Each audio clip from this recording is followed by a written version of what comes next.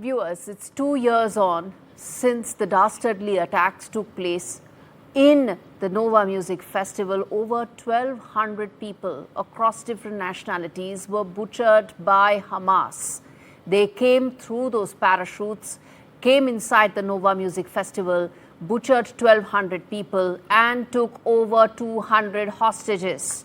Since then, the war has been raging on, and it's been 2 years. Their lives have been lost on both sides, even as efforts are being made to bring back some of those hostages who are still feared to be there in those dungeons inside the tunnel network constructed by Hamas deep inside its territory. 20 of those hostages are alive, 28 are dead, and those dead bodies are with Hamas. Those are the only bargaining chips that Hamas still has.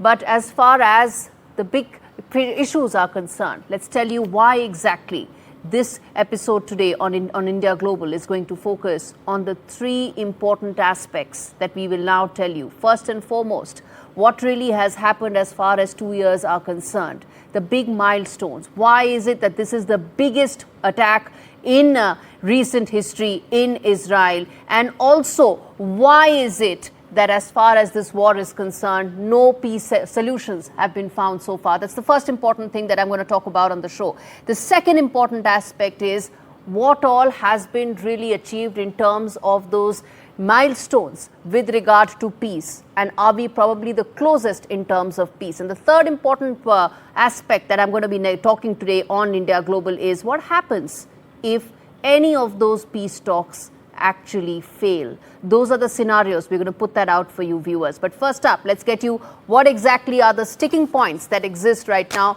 There are talks that are taking place in Cairo. These are talks that are being negotiated through Egypt. This is probably the closest that the world is coming in terms of a possible peace scenario. On your screens are some of those points that we are putting out. First and foremost, the sticking points. Remember, these talks have been going on for some time. They've broken through in the past as well, but probably they're the closest right now. First and foremost, let's get you the sticking points, and then I'm going to tell you more in terms of why today marks an extremely important pivotal moment as far as this war is concerned. The sticking points, first and foremost, the hostage release structure. 72-hour timeline has been given. Now, why is it unrealistic? Because 28 people are dead. Now, Hamas says that it needs more time to be able to get those dead bodies, and which is why it feels that this 72 hours is not possible. Second important aspect, disarmament of Hamas. Now, Israel has been very clear in saying that it needs to get the Hamas to be completely disarmed, because who knows, they're going to do this all over again. Remember, they actually have a very elaborate tunnel network which still remains. Despite 2 years of bombardment, that tunnel network hasn't been demolished. So unless and until Hamas completely disarms itself, then this is a deal breaker for Israel. Third important aspect of why these talks are not going to be so easy, governance of Gaza. That's the third important point. What is the role of Hamas in ruling Gaza? Well, Israel says nothing. It cannot have any role, because if it does, then the entire peace talks falls apart. And last and important part is Israeli withdrawal. Now, there's a vague wording in terms of withdrawal, and there's not a clear timeline when that withdrawal actually takes place, and which is what Hamas says is actually another issue which could be deeply disturbing in terms of finding any lasting peace in this region. We're going to put that entire jigsaw puzzle in place for you, but I'm going to play out this report, viewers, because once you talk about the peace aspect of it, let's come to camera one. When you talk about the peace aspect, and when you talk about what are the several aspects that are there, one needs to keep in mind the human cost of this tragedy. And this report tells you exactly what all has been lost in terms of people's lives, livelihood, houses, and dreams being completely shattered. Take a look.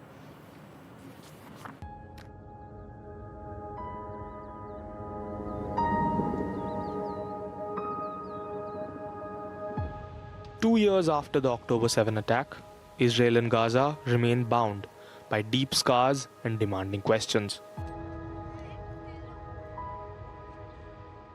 Scenes like these are reminders of a nation's struggle to rebuild, to remember, and to ensure it never happens again.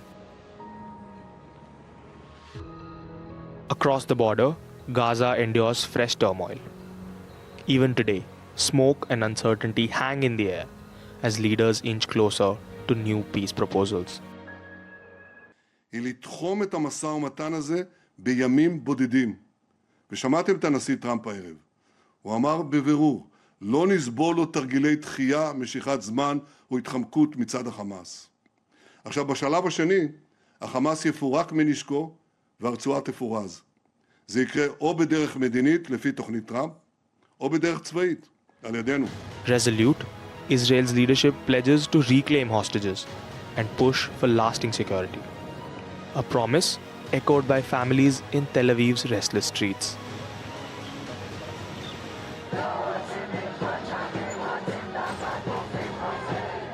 The pain of separation gives rise to protest.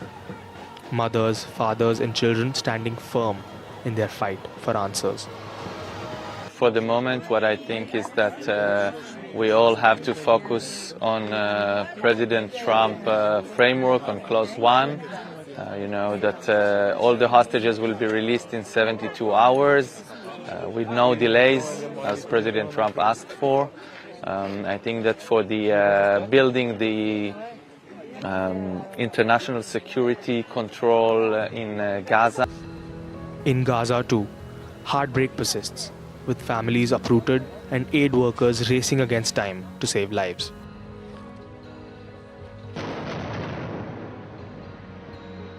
In crowded hospital corridors, the cost of war is counted in the lives of children and resilience of the exhausted staff.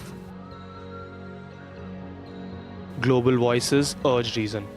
At the UN, Palestinian President Mahmoud Abbas moves to distance his people from violence while renewing calls for justice. Humanitarian agencies plead for ceasefire, with urgent appeals echoing from Geneva to Jerusalem. You've got new mothers and vulnerable newborns who are lying on the floor, hospital corridors. I sat with 3 premature babies who were sharing a single oxygen source. They share it 20 minutes each. The other 2 children cry whilst the third child gets that oxygen for 20 minutes. As the world rallies for peace, powerful images emerge. Voices united for Gaza's future.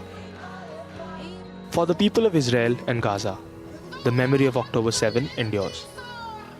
But with every protest, every negotiation, hope lives for change. And the possibility that by next year, headlines will tell a story not of war, but of peace. Mohammad Ghazali, NDTV Bureau Report.